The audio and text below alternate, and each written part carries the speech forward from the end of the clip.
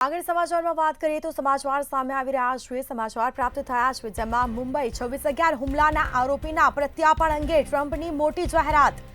તો આ મહત્વપૂર્ણ સમાચાર સામે આવ્યા છે। આતંકી હુમલાના માસ્ટરમાઇન્ડ તહવ્વુર રાણાને ભારતને સોંપાશે। મુંબઈ આતંકવાદી હુમલાના આરોપી તહવ્વુર રાણાને પ્રત્યાર્પણની મંજૂરી મળી છે।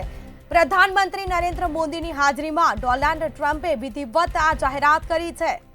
યુએસની સુપ્રીમ કોર્ટે અગાઉ 25 જાન્યુઆરી 2024ના રોજ આ મંજૂરી આપી હતી।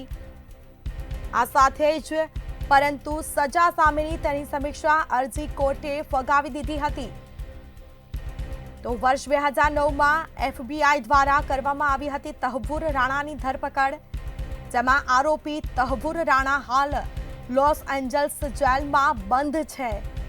તો પ્રધાનમંત્રી મોદી અમેરિકાના રાષ્ટ્રીય સુરક્ષા સલાહકારને પણ મળ્યા હતા।